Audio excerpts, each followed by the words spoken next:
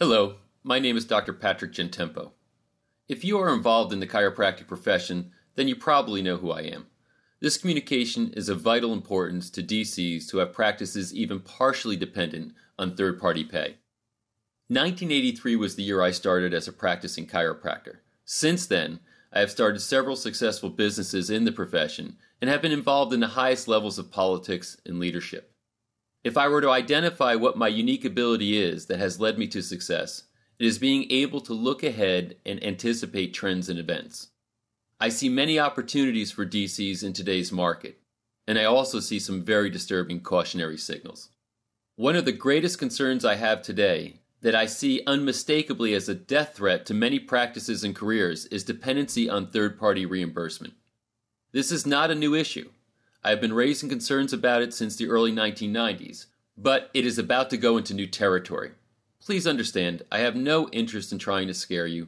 I am simply following trends that I have been tracking for 2 decades to their logical conclusions. I realize that my message here may offend and anger some people and be seen as radical by others, but I can't deny the truth of what I see, and the chiropractic profession can't afford to ignore this. I don't want to waste your time by tooting my own horn here, but you should be aware that I have accurately predicted many trends, some good and some bad, over my years in chiropractic. What I am revealing here aligns with the most important prediction I have ever made, and it involves third-party pay and chiropractic practice. Let's do a brief historical review. Most people in the United States have employer-sponsored health care. Did you ever wonder how this came to be? The foundation of this stems back to World War II. During the war, wages were capped by the federal government, so employers needed another means to entice and keep employees. Offering health insurance as an incentive became a way for employers to attract and keep employees. In the 1960s, there was a lot of political force behind nationalizing healthcare coverage for Americans. This was greatly opposed by the AMA, as they felt it would interfere with the doctor-patient relationship and would also result in an unnecessary rise in utilization. And by the way, they were right in predicting this. However, we did see the socialized healthcare political forces partially prevail in ushering in the era of Medicare and Medicaid. Their argument in essence asserted that the elderly had fixed incomes and higher need, therefore these programs were necessary. I am not here to argue the merits of this argument, but the outcome was that for that segment of the population, socialization of healthcare became a reality. The 1980s was referred to by many in chiropractic as the Mercedes 80s. Why? Because insurance coverage for chiropractic services was ubiquitous, deductibles and co-payments were low, most of the procedures used in the office were covered, and there were very little reporting requirements. Sounds like a dream, doesn't it? Then 1992 came, and under President Clinton, the new era of third-party pay was born. New terms and concepts like HMO, PPO, and managed care became a part of the practitioner lexicon. And if you really think about it, it was inevitable. The system was fatally flawed from the start, and the fixes instituted since then are even more flawed. Healthcare costs were rising at an alarming rate. No one was properly minding the store. Services were being calibrated based on reimbursement schedules instead of adding value to the lives of patients. How long could it last? So it got reinvented in a way that was adverse to us. In one respect, this seems like a horrible circumstance. And if you were anything other than a chiropractor or maybe a dentist, you'd be right. As a chiropractor, maybe Easy Street was over, but so was laziness and off-purpose careers. With every crisis lies an opportunity, and today's chiropractic circumstance is no different. The nightmares that have occurred over the years in so many places like Hawaii, where a large percentage of the practicing DC population got wiped out in a startlingly short time. California, Florida, New York, Arizona, Pennsylvania, North Carolina, Michigan, and many more regions, you could see the stuff coming from a mile away. But heads were in the sand, and practices were devastated and in many cases completely wiped out. Under Canada's social healthcare system, chiropractic had been delisted in some provinces, meaning it was once covered but is no longer covered.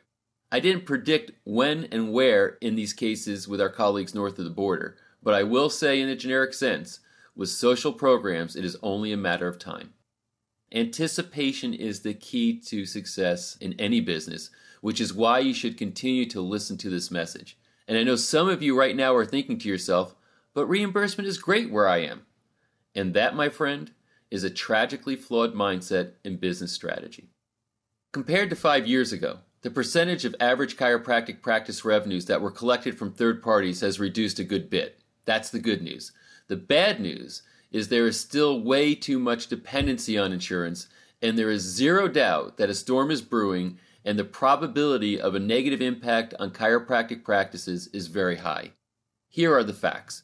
We are in a bad economy where budget cuts are mandated and discretionary spending is pulling way back. There is still complete uncertainty related to Obamacare.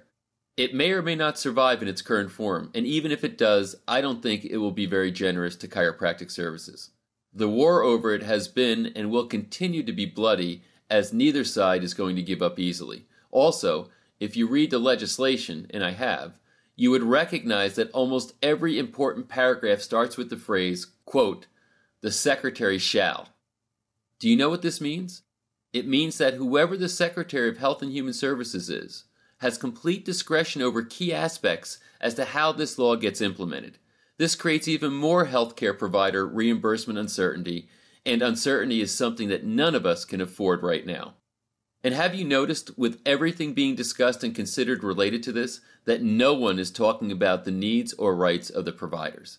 Everyone is willing to throw them under the bus. These highly educated experts, medical, chiropractic, and otherwise, who have shown great ability, commitment, and desire to serve their fellow citizens, are considered last and are at the bottom of the money list.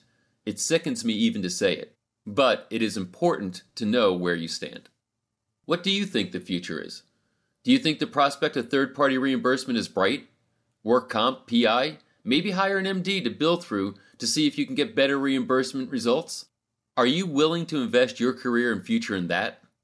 I watch DCs get uncomfortable when I pose such questions. They know that it is career suicide to stay insurance dependent, but unfortunately too many are not taking deliberate steps to change it. Hope and denial are not business strategies.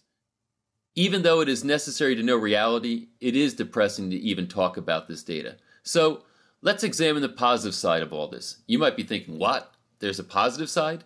Yes, there most certainly is. Stay with me for a few more moments so I can lay it out for you.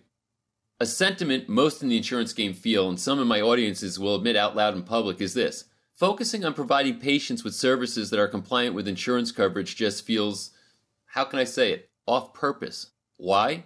Because for the most part, the insurance paradigm doesn't align with the chiropractic paradigm. So when we bill insurance, we manipulate the description of what we do and why we are doing it to get reimbursed. And that is an energy suck and breach of personal values that leads us to failure and eats away at our souls. Most of our colleagues hate having to deal with insurance companies, don't sleep well at night because of the threat of things like post-payment audits and decreased reimbursements, and as a result lose their passion for what they do. Rather than being a force of nature that seeks to massively impact the health of their communities, we become beaten into submission and hope to keep our jobs as chiropractors.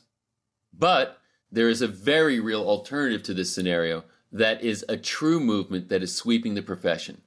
Every day, more and more DCs are moving their practice and careers off of insurance dependency. I have been interviewing scores of them. They are popping up all over. And one very positive facet of this group is that they are a very diverse group. They come from different parts of North America, different techniques, practice styles, etc. The data shows that non-insurance dependent practices are not a type of practice, but rather a standard of business for any type of practice. This is important, so let me repeat it. Non-insurance dependent practices are not a type of practice, but rather a standard of business for any type of practice. I have spoken to many colleagues who years before concluded that there was no way to maintain or grow a practice without third-party reimbursement. These same DCs have now made the switch to non-insurance dependency and can't believe they've waited so long to do it. It might be important for me to define what I mean when I use the term non-insurance dependent, or NID for short. This is not the same thing as cash practice. Usually, cash practice means that the provider collects 100% of practice revenue directly from patients And if it is a true cash practice, there are no super bills given to the patient for reimbursement. The services would, for the most part, fall into the category of being non-covered service, things like maintenance or wellness care and so on. I define non-insurance dependent in the following way.